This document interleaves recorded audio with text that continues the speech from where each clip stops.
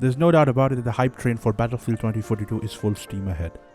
And I, like yourself, cannot wait for it to drop and play it for you guys and maybe review it. But as I was watching that first reveal trailer, this moment reminded me of this game. A game that got extreme hate at its launch, with me, myself in that hate blanket included. Which led me to this question after this trailer that, did it deserve it though? So I gave it a fair share to try, and my god, was I wrong.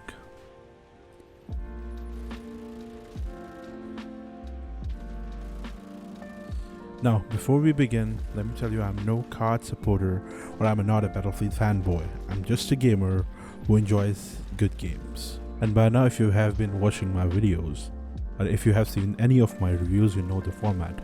But if you don't know, and if you haven't seen them, then I request you check it out. But before that, let's get into it. Welcome to Fleet Week!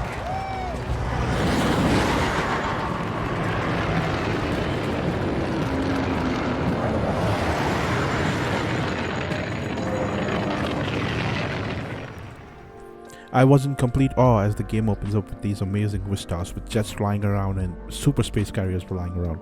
And my first thought looking at these was, what if we could pilot these ships, these big ships, and take them into battle with us?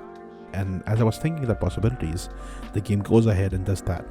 And that's what I like about this Call of Duty, because it takes risk in its own ways, while still not deviating from the similar yet enjoyable Call of Duty campaign formula. And with it being into outer space, a lot of possibilities and variety come into play here. And to some extent, Call of Duty Infinite Warfare nails those possibilities. The graphics, environment and weather effects all look fantastic, and each planet has a distinctive vibe to it. But unfortunately, it still suffers from that Call of Duty syndrome. Aside from the main mission, these planets don't have much to offer. I mean, tell me how cool it would have been that you could explore these planets and these planets had their secrets, like secret bases, army bases, SDF bases that you could destroy, or openly explore these planets freely. But no, these planets are just a base for those linear Call of Duty missions, which are in no way lacking of content and action. You have your main missions, and first time since Black Ops 2 you have your side missions as well. And perhaps that is the best thing about this Call of Duty, and that is the freedom of choice to do whatever the player wants to do.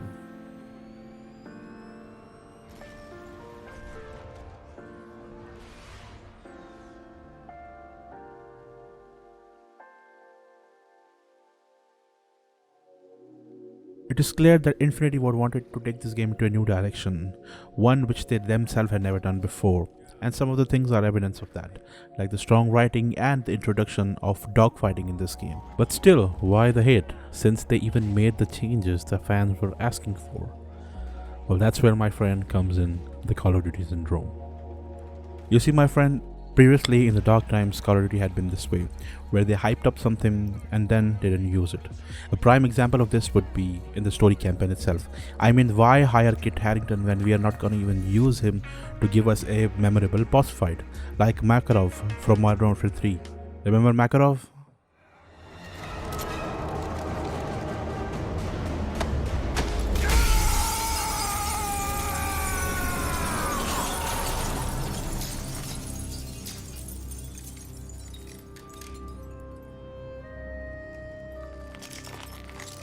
And perhaps I'm nitpicking at this point, but there is none of that shit here.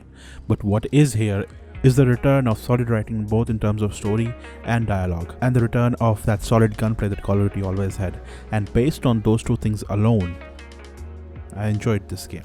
And personally, I believe this game was a stepping stone towards something bigger.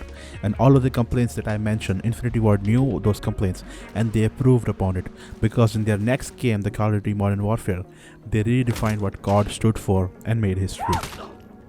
And that brings us to the final verdict, which is a 6 out of 10. It's a good game that will keep you busy till Battlefield 2042 comes out.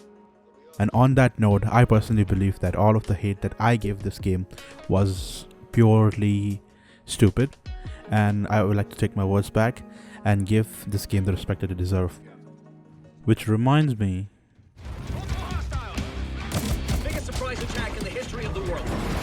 How could they not have seen this coming? It's one of our own. until then, inshallah, I will see you guys in the next one. Allah Hafiz.